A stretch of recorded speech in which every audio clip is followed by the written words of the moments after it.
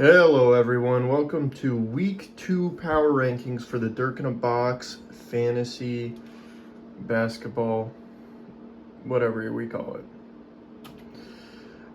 Number 10 in our power rankings, we've got Peggle. Ryan here, a really bad performance, just super low on points. Really only Luka Doncic and Drew Holiday keeping him afloat. Miles Turner and Josh Hart they look lost. Josh Hart, well, they both did have good games last night, but that's week 3, not week 2. Week 2, really rough. He moves down 3 spots to our bottom position.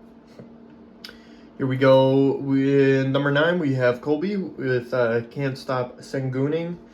Of course, Sengoon and Donovan Mitchell still playing pretty well. Sengooning kind of cooled off a little bit, but, obviously still the GOAT and still so adorable. Worst performers over here, we got John Collins and Jared Allen. John Collins is coming off the bench right now, and Jared Allen just looks kind of lost, really taking a backseat to Evan Mobley. And so you move down one, and I believe your points were also pretty stinky. So here you sit at number 9. Moving up 2, we got Luke, Ruddy Fernandez. We got D-Book and Vooch putting in insane numbers. Struggling a lot with the health of your players, especially who would have thought Zion and Joel Embiid. But D-Book and Vooch getting it done. That's why you move up here too, because you had a lot of points, and I do believe you got a W. I might need to start putting that in these slides, but yeah, your Denver Nuggets players are super stinky. Both of them are kind of taken from each other, and it leaves them both averaging low 20s right now. But you got other Kawhi Leonard's been going off. We hope he stays healthy. Same with Zion when healthy. You lost AD. That's another tragedy. But you picked a injury prone team, so that's what you're gonna get. Number 7 here, moving up 2, we got me, the Big Kalk. Josh Giddey hitting. He's just going brazy. He had 25, 12, and 12 the other night. He's just an animal. And the Bulls are hot, so I'll take it. And then my other big performer was Austin Reeves, just kind of cooking out there. Definitely benefiting from LeBron being gone, but who knows when he's coming back. And I don't know, Austin Reeves has kind of planted himself as a baller on the Lakers. On the other side, Shaedon Sharpe, obviously, bro cannot get it done once ever in his career, shooting like 30%. And Matas Buzelis, kind of lacking on the rebounds and the defense and the assists. Put in scoring, but that only gets you 32.5. I believe I lost this week, but I did have a really good game, so I move up here too. Next, we had number 6, we have Jackson, moving down 2 spots. A really rough week for Jackson. By far the most injury-plagued team right now. I believe you only have 1 spot on your bench that isn't someone injured, including both of your IR spots. And it was rough. You're hoping your squad can get healthy again, because LaMelo and Paulo can't do it all, especially when Trey Murphy and Cam Thomas decide basketball's not for them. Yeah. Cam Thomas shoots, he scores a bunch, but does literally nothing else. And Trey Murphy's been kind of struggling. The whole Pelicans team is a mess. So down here, I think you took an L. Here you sit. We got Elijah here at number 5. SyndromeAccusationSquad. Cade Cunningham just realized he's actually good at basketball again. Started putting up insane numbers on a Pistons team that really is. Everyone else is kind of struggling to do anything. But I mean, even we could see his numbers go up even further if he got some shooters. The assist numbers could rise. I mean, right now 61.2. He's insane. And then Julius Randle. Anthony Edwards out definitely is benefiting him, and he's been off to a super duper hot start. We can all shout out to the Timberwolves. We hope that sticks around because we need him while Ant is out. And the guy struggling from Julius Randle doing so good is Naz Reid, only putting up 26-6 this week. Struggling to find a shot or rebounds or minutes, really. Kind of sucks. We paid him all that money, and he has been kind of mid.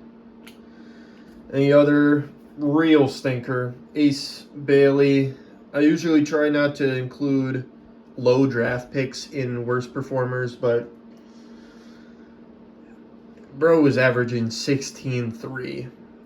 I mean, that's rough. But I do believe, I'd have to check, I'm pretty sure you got a dub here.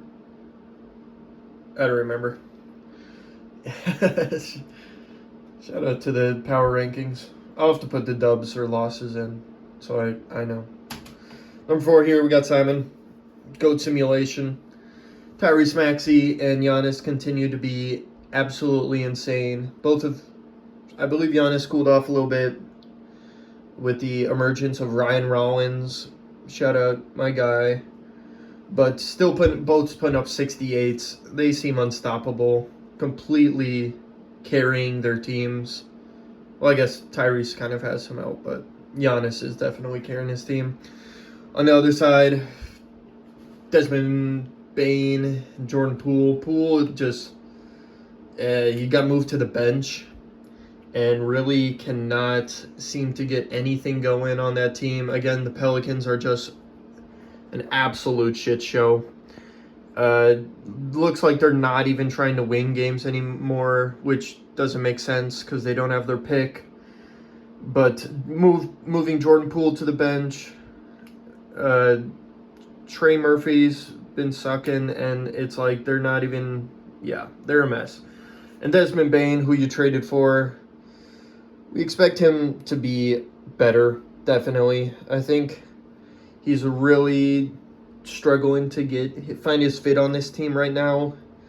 And on a team that is the worst shooting in the league, I'm pretty sure, at three-pointers, the Magic could really use Desmond Bane. I think he has a clear path to being 40-plus fantasy points per game, but he just has not gotten there yet. 24.9, pretty rough. Here you sit, up 1 at our 4th spot.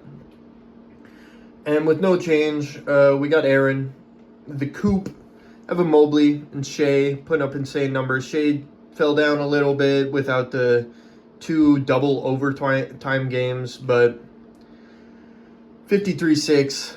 I think he's going to have a slightly slower season than last year with the entire fucking Grizzlies team just being not Grizzlies, Thunder team just being amazing. And we still have yet to see Jalen Williams come back, so Shea might take another little step back, but still doing amazing for right now. Cooper Flag really just looks lost out there. He's struggling efficiency-wise, struggling with defense, stats. Struggling with assists and rebounds. I mean, 30.7 as a starter, playing, what, 30-some minutes? That's brutal. And a same with Emmanuel Quickly, starting point guard, but just has taken a backseat on ball handling and scoring, and wasn't a rebounder, and we're really seeing that. 30.3 here for Aaron, but the rest of your team is doing quite well. When 30s are your worst performers, you're doing pretty good. Number 2, we got Mitchell moving down. Just one spot here. I believe that's because you lost. But your other tall guy, Wembanyama, has been doing really good. Not as well as first week, but he's just going to always be insane. 60.8, probably MVP front runner right now. And the Spurs look really good overall, especially losing Dylan Harper. The team just still looks amazing. Other top player here was James Harden, putting up 49, starting to really show why he's kind of one of the top dogs on that Clippers team, which has been not doing amazing. He's getting all the assists, still plenty of rebounds and lots of points. And if Kawhi goes out, I mean, we could see him averaging 50 plus pretty regularly. Your bad performers, both, again, if 36 and 35 are your worst performers, you're doing really well. And overall, your team's just really doing good throughout. DeMar, you wish would be doing a little more, put up 36-4, but again, he's kind of struggling. I mean, the Kings' rotations are just kind of all over the place.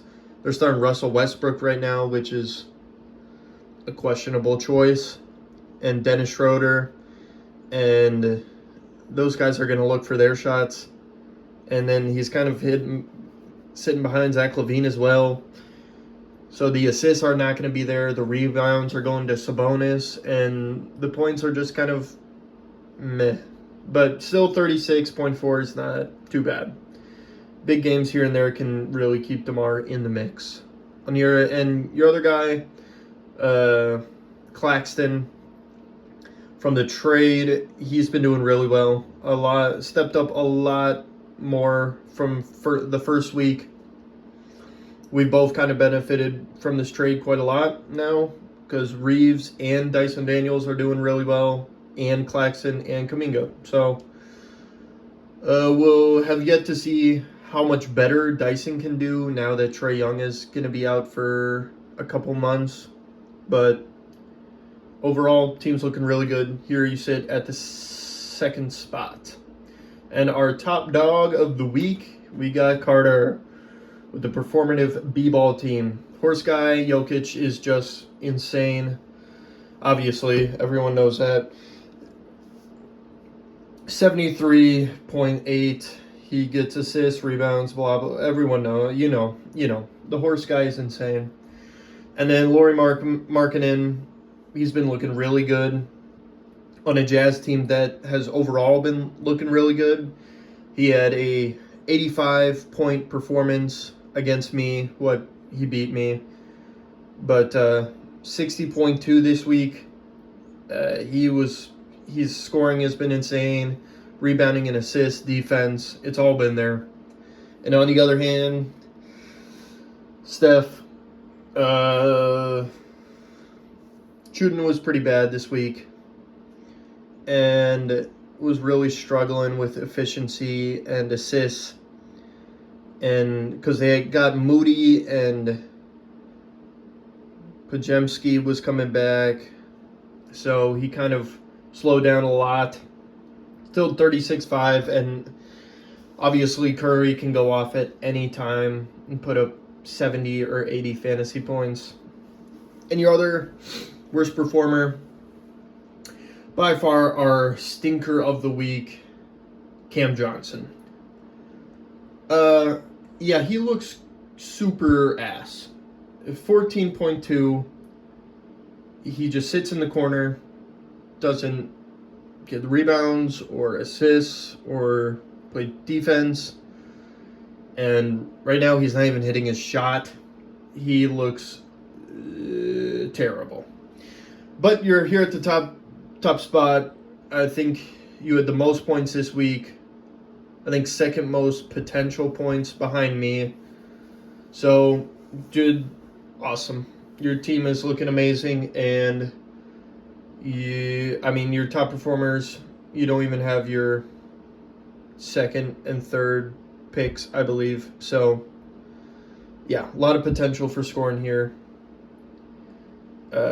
And you're at the top spot, our top dog. With our, I guess we'll look at some other big performers this week as well. Stephon Castle, with Dylan Harper out, really nice to. He's going to be putting up some numbers. I don't know when De'Aaron Fox is coming back, so right now Stephon Castle is going to be reaping those rewards. 52.6. Shout out to the Jazz again. Keontae George putting up 49.9. This dude's insane. I don't remember who drafted him, but wherever you got him, he's looking like an absolute steal. He's been putting up points and assists like crazy.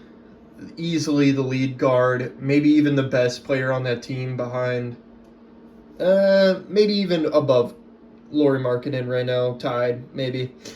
He's insane. We got two of my guys, Ryan Rollins and Alex Sarr, putting up 48.7 and 47.2. Both big breakout players this week. Ryan Rollins is doing similar stuff to Keontae George, putting up a lot of scoring and assist numbers, along with some defense. Alex Sarr has putting up good scoring, rebounds, and defense. And then Kelly Oubre, carried by some super huge games. I think he had a 10 double-digit rebound game recently. He gets a lot of defensive stats and does a lot of scoring. Royce O'Neal, 68 fantasy point game. The Suns are without Dylan Brooks and Jalen Green right now. You're seeing Colin Gillespie, Royce O'Neal, the other white guy, whatever his name is. Huge fantasy point games. Really good to hold on to these guys until those guys come back, but once they come back, I can see them kind of dropping off. But for now, Royce O'Neal put up insane numbers. Quentin Jackson as well on a Pacers team that is super injured. 65 fantasy points. I think he had a double-double with like 7 rebounds as well. Just an insanely outlandish performance. And then he got hurt, I believe, the next game. So some other big performers, and then we have our MVP, our GOAT of the week. Obviously, it's Horse Guy. I do believe Luka Doncic averaged more this week, but Jokic had a like 86-point game, and when you only need one game a week, we like the higher total game. And Luka was out 2 games, so, Horse Guy it is this week. Week 2 complete. Don't forget your IR spots. If you're Jackson, don't forget your bench. That's where all your injury guys are going to sit. Some of you got IR spots you're not using. Some of you got bench spots you're not using. I mean, you pick up a Royce O'Neal or Quentin Jackson locked in a 60-some game, you could get an easy dub. Like, that's a week winner. And then don't forget to just check each day before games start. Make sure you got your right guys in. I see a lot of missed games because you just don't check it quick, but, whatever. Again, any suggestions for the rankings, you can message me. Me and Cobb, the Big Kalk out. Good luck and have fun, everyone. Week 3 begins. Bye-bye.